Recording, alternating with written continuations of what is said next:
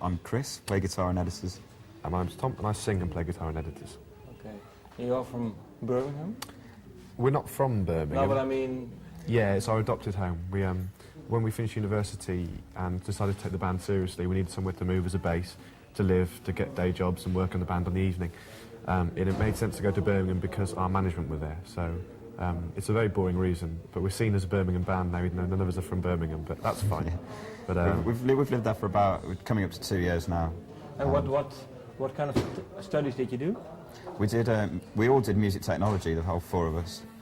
So it's like music production, kind of recording and stuff. We basically spent 3 years trying to form a band, you know, okay. And not work.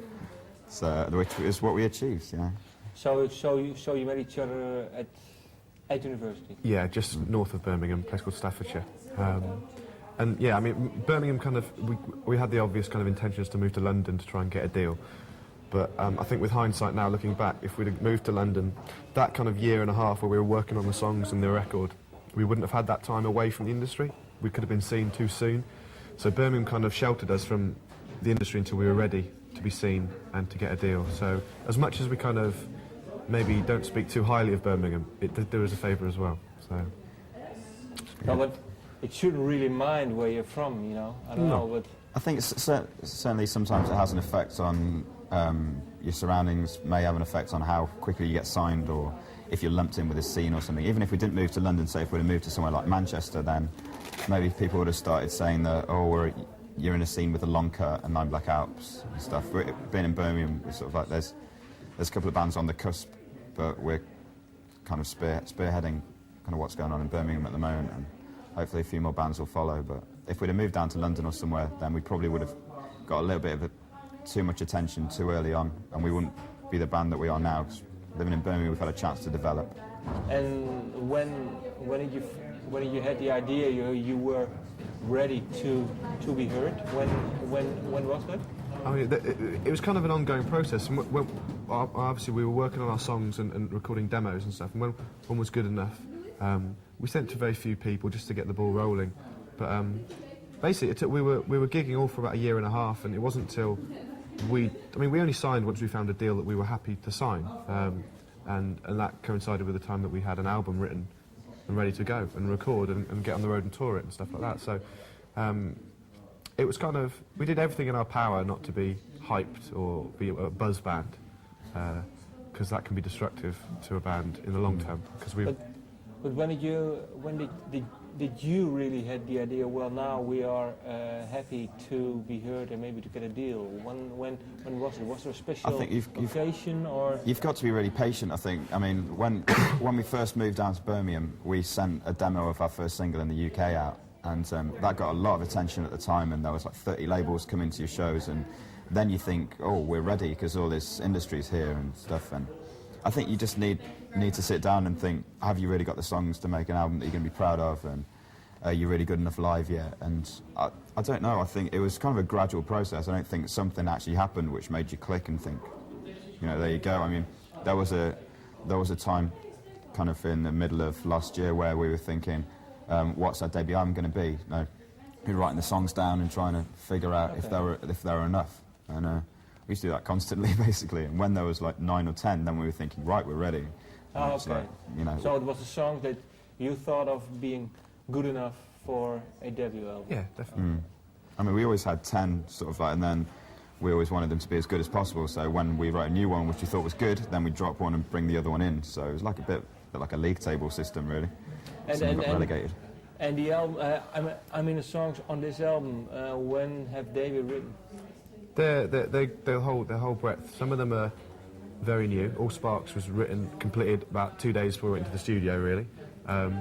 Bullets was one of our, an earlier song. I mean, we're quite good at sifting through the shit with our songs. We know quite quickly if it's good enough, and we're not stupid enough to lose a song if we're bored of it because we've had it for a while. So something like Bullets or Lights, even though they're older, they're songs that we knew should have stayed on the record. So the songs are the whole, I mean, some of them are probably a year and a half, 2 years old. A couple of them, some of them are a week, 2 weeks young. Also songs that aren't quite right immediately. We're not just going to throw them away or put them onto a B-side or something. If they're good enough, like as a song or as an entity, if they're not quite there as an entity, then we can take them down, strip them down, and then just start again. And then that's happened quite a lot on the album. Do you write now? Do you write? I mean, the songs you come up with now, are they better normally than they were 3 or 4 years ago? Yeah, definitely. Yeah. I think they're more consistent as well. It's sort of like, because we've all kind of found our niche and we all have a certain style. I think you just become more mature as writers, and you know what you want to achieve from a song usually, and it'll happen very quickly now. And is there one way, or is there a certain way of working for you? The way it's happened so far, the song in its purest form, when I say that I mean the words and the basic chord pattern on an acoustic guitar is written by me in my bedroom pretty much, and then I'll send them out on a mini disc or cassette to the rest of the 3 guys, and they'll all write their own parts, they'll have their own ideas or think about the songs, and then we'll come to rehearsal room as a four-piece and try and slot it together to try and make an editor's song and try and make something that we all can vibe off and we're all happy with. Do you write the whole song, or is it just an idea, or maybe a chorus or a verse, or? I think lyrically it has to be pretty much almost there, doesn't it? The structure of the song we can fill around with and mess about with as a band. That'll usually change. I mean, usually it'll come quite obvious when you start to get your melodies involved. You know, if we say that we kind of like writing songs structurally like dance records are. We're not scared to have melody in our songs. You know, as much as we are quite a dark band, we still have pop influences and stuff. So if you know, the hook may be a vocal line or a guitar line, or there may be a couple of lines, like maybe a bass line or something, we like to put as many of them into a song and then bring them back in certain places and have repetition, much like a dance record would have. Basically, the challenge for if once I've written the melody of the song is for the other guys to try and beat that melody with their part. So Chris can write a guitar line that's better than the melody that I'm singing, or the bass line, something. So, and if they can come up with something really kind of vital and melodic, and then they slot together as a whole song. Obviously, they've got to bounce off each other as well. That's when the magic happens. No, that's when it's good. So what I mean, when you write, let's say a line that is more melodic than your singing line. Possibly, yeah, sometimes. Do they change them? You say, well, I have to have that line to sing. Or? It's about trying to slot them together. I mean, melodies will sometimes they come out of nowhere. Sometimes they come out of like just 2 notes of a vocal line. So, and then I'll expand on that. Yeah. But I don't know, I think it's all got to fit in together. You can't have 2 completely different lines that all... I don't know, someone says, you know, your line that's going on in the chorus, if someone says, and I'm singing the vocal line, they are completely different. But they just forget everything I just said. Yeah. It's just, I don't know, it's very apparent if it feels right, no matter how much logic's involved. So, and when we come into the rehearsal room, if it's very quick, very easy, normally that means that the product, the song is, you know, it's pretty much there, and that's when you know, we get a big buzz off of that. That's part of why we're doing it. Okay, and I was wondering, because you are compared, well, people say, and I've read that they compare you a lot, the sound, to Joyfish. What do you think of it?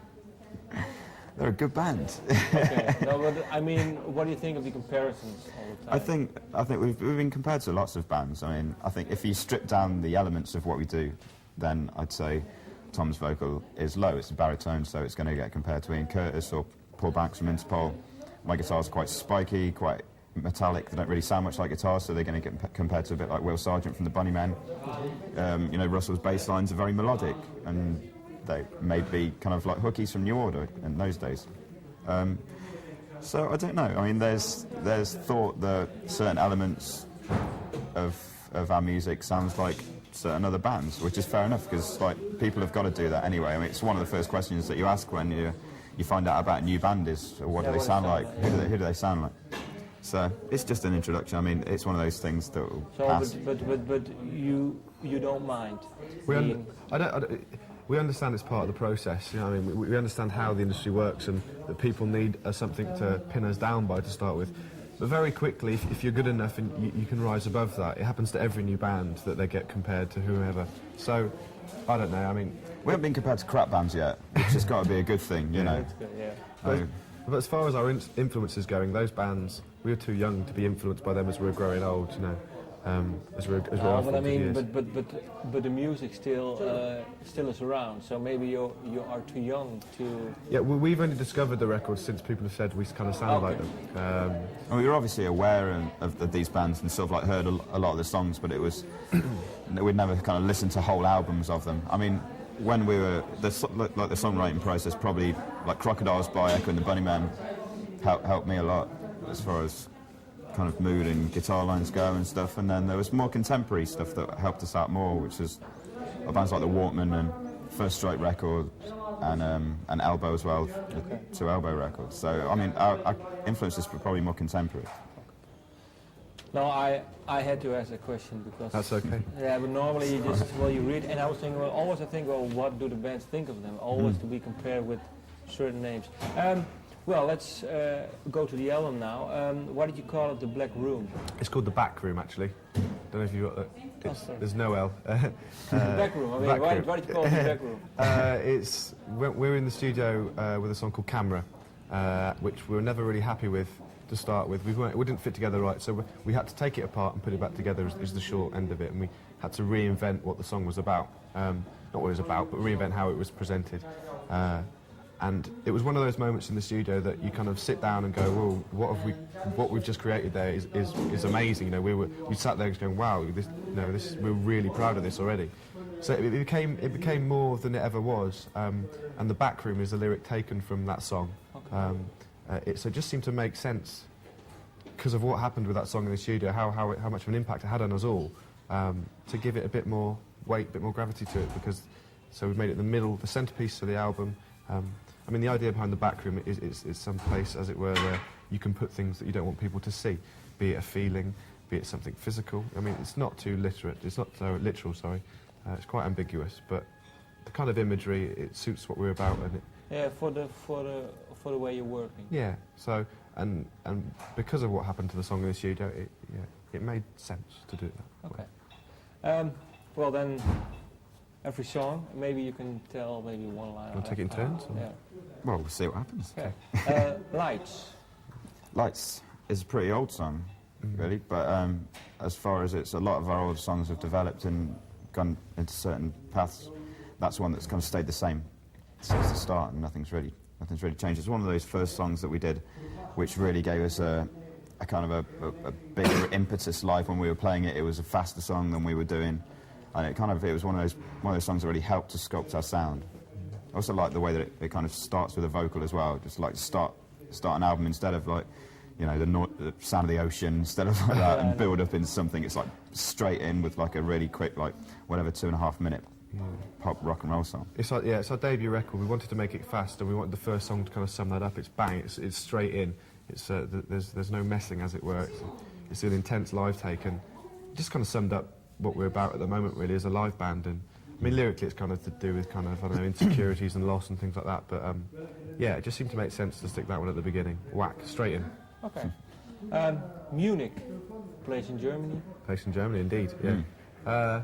We've just come off like 2 days of doing interviews for like German press and stuff, and there's a lot of kind of disappointed people from Munich that are just saying, "Oh, is it about Munich? Is it about a day that you spent there or something like this?" It's like, no. Okay, then afraid not. Tell us the story. There's 2 ways of thinking about naming a song. Sometimes it will come from the lyric and it'll be very apparent very quickly. Sometimes it's not so easy, and I write down names of words or that I think will make good song titles, or maybe band names, things like that. And Bullets is another one which we'll get to. But Munich was one of those words that it just kind of was lingering around for a while, and I just thought would make a great name for a song. And what seems to happen is if you give something a name and not think about it too much, very quickly the song will kind of become the name, and the name won't mean what it meant to start with. Much like owners look like their pets, or people will look like their name when 2 newborn children look exactly the same, but when they're older they'll look like their name. So I like to think that if you don't think about it too much and just put it out there, very quickly it can make sense. The song looks like a Munich now. Yeah. And which is for you? The song looks like a Munich. What is the feeling you get from it now and then? I don't know, it's a very instant song. It's an obvious choice for a single. Writing it happened very fast. It was one of those songs that we quickly kind of looked around going, the vibe in the room when we were rehearsing that to start with was incredible. So It's weird. It's one of those songs as well. When you like release or decide to release a single, then it's almost like picking your favourite child and sending them off on holiday, and you know when they come back they're a little bit different. And that's kind of one of those things that happened with Munich, is that it's just built into this massive live crescendo now because everyone like knows it in the UK, and it's like a bit of a favourite now. But yeah, we love playing it. It's really exciting, kind of bit of a dance floor element as well to it. Okay. Blood. Again, it's our new single in the UK, quite immediate. Our A&R man said it had a chorus so big you could hear it from outer space. I wouldn't say that myself, but that's what has been said about the chorus to that song. It's typical A&R talk, though. Yeah, we've been using that a few times, just as a joke. Lyrically, it's probably the darkest song on the record, but it's in this pop song, which I think is quite interesting. It is very direct, it's very immediate, but it kind of deals with, I don't know, someone that maybe you don't feel too much in common with, or you know, sometimes you meet people, come across people, you have experiences with people, you just can't believe they're human. You can't believe that the similarity you've got is just the fact that blood runs through their veins. So, and who? Pretty dark. And who was that person? It's not a specific thing. There's a lot of people like that in England. Basically, I mean, I can't wait until one of them goes up to a gig and sings along to the chorus. Because it's just going to be funny. That was one of those songs that was very immediate. One of those ones that happened really quickly, and when we were in the rehearsal rooms, and we were like on the phone to our managers, and everyone's like, "Got to come down and hear this. It's great," and everything. So it took a while for it to actually become released. Okay, and then he said the famous line. It's got a big chorus. I don't know what it's named. Yeah. The chorus so big you can hear it from outer space. Okay. Fall. Yeah, that's a slightly older song. Kind of. I guess it's a love song, in a roundabout way. We don't really do love songs too much, but I guess it is. How? What do you mean? Oh, well, yeah, haven't really got an out-and-out love song on the record. It's quite hard to write a love song and not seem shit, really. Yeah. It just ends up sounding like Phil Collins. Yeah, In the Air Tonight. But, so yeah, we'll call that one our In the Air Tonight by Phil Collins. No, I don't know. Please buy our record. It sounds like In the Air Tonight by Phil Collins. We're not scared to make kind of big music, and that song's kind of a sweeter sounding song with a big ending. I kind of grew up listening to a lot of big sounding records, and records that grow and take you on a journey. It's a bit like, you know, Newborn by Elbow, the way that it kind of starts off so like quite softly and then builds up to this big crescendo, and then it's kind of cuts out again. Yeah. And I also just like the way Americans use the word fall for autumn. That's as simple as it goes. That one. Okay, well, All Sparks. Yeah, All Sparks is one of those tunes that was just never ready. Really, it was the last song we wrote before going into the studio. It was 2 days before, yeah. Yeah. So we were kind of weren't really ready for it. But how long were you struggling with that song? Was it? We gave it about 2 different sessions, a couple of hours each, and it just wasn't clicking. I mean, we all knew how it was supposed to sound, and it just wasn't happening like that. And it took a fifth member, which was Jim, our producer, to come in and like do a couple of days of pre-production with us. And he just helped us out and gave us an extra brain to start thinking about stuff. He's like, try this, try that. And then by the end of the final one that we played on the day, he was like sort of hitting cymbals and stuff and helping us out, and then doing the cowbell in the middle bit and stuff. So yeah, he really helped us sort that out. But I think just because it's the newest song, it has this kind of intensity, and it sounds really different to the way we play it live now, because you know it's developed. You know, it's like it was a studio song before it was a live song. Okay. Okay. We had kind of the slight pretense to wanting to make some kind of dark disco record, but with trying not to make it sound, you know, crap. So that was kind of running through our heads, and kind of like a stoner dance record. Yeah. You know. So that was what we were trying to do with that one, really. It's kind of Camera. Well, Camera, yeah, like it kind of came. It was an old song that we had to it was a very important moment in making the record. It was weird because in its old incarnation, it was a bit kind of Munich-esque. I think it was the first song that we wrote after Munich, so it was kind of a similar kind of vibe to it, and it had sort of like kind of a dance element into it and stuff. And there were bits of it which sounded great, and bits of it which were just never going to work. And we really liked some elements of it, which is why we persisted constantly in trying to make it work. And one day we just gave up, and just said, right, forget it. All it is we'll slow it down. All it is organ and vocal. And then 2 days later, it was finished. We just kept on building and building loads of different layers and stuff, and a lot of sweat and stuff involved in it. But it was good. But do you have it often that a song takes time to get its final form? It's kind of half and half, really. Like I said, some of the very immediate songs come very quickly, and in this case, this one and a couple of others took a bit of work. But the reason I think it's important is because we're kind of starting our career, want to make a body of work that we're continually proud of, and obviously it's our debut album, so as a live band, the kind of live takes on the record they're very intense, and they show our talent as a live band. But that song and another one, they kind of show possibility where we could push things a little bit further. There's a bit more depth there. They show a little bit more scope. So, as we're very aware that we're still a seed at the moment, we're still growing as a band. Yeah. So, but that just pushes the boundaries slightly. Okay. Fingers in the Factories. Yeah. Another kind of funny title. Yeah. Another kind of in-your-face, kind of slightly dance floor one, but quite dark. It's kind of the lyrics are taken from when I used to work before I went to university. I spent a year working in an injection moulding factory, which is pretty bleak on an industrial estate. And because there comes a point on a Friday afternoon where they all shut at the same time, and everyone piles in their cars, and they all just drive off to the town, which is a small town where I'm from originally, to go out basically. And there's that kind of feeling on a Friday afternoon after a very boring, mundane factory working week that you can't really put in a bottle. You can't really explain how good that feels on a Friday afternoon to go out with your friends. It's weird because we don't have it anymore, because we're sort of like partying every night instead. And we don't have a mundane job from Monday to Friday and then think, and go out. But I think it was the same when you were, in school. Yeah. So not university, but in school, I think you also had... Definitely. But just that kind of image of people piling out of the factories to go to the small town stuck with me. Stuck with me. Exactly. And that's where that song came from, really. So. Okay. It's a bit live. It's a bit of a kind of a calling card now. It's something else when we play it live. The reaction to that song is incredible. How come? Because we usually play it after Munich, and usually after you play, or bands in historically when they play their big single, then there's a little bit of a dip after that.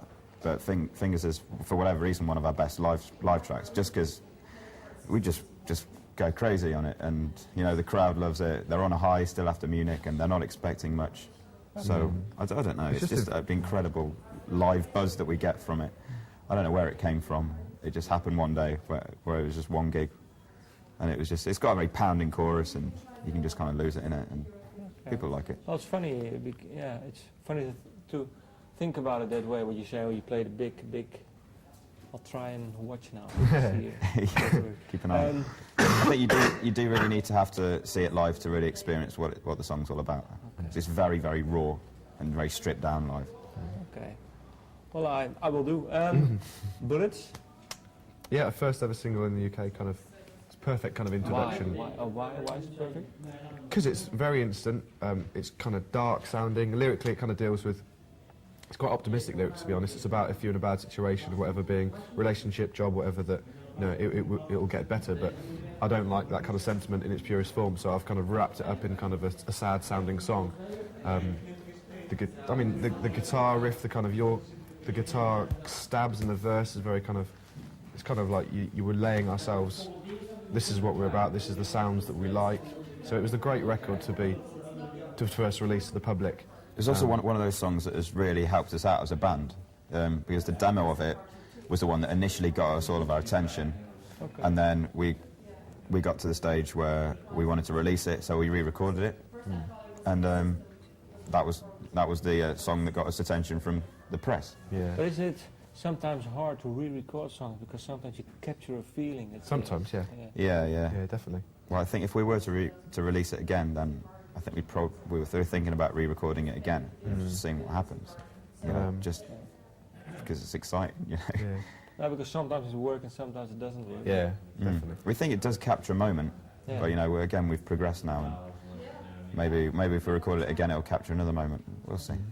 Just pictures. Yeah. Someone says. The chorus, whenever I hear the chorus that Someone Says, I think of people, it's our summer record. Not that we have a summer record, we repeat that. I think of people having barbecues for some reason. It's the most pop song, I think. It's the most kind of like pop song. chorus. It's a barbecue song. Barbecue song, yeah. I don't know why. There's some.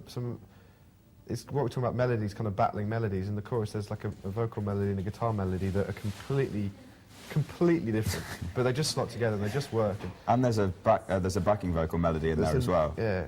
So we just tried to put as many melodies into a song as we could. It should be a single. Yeah.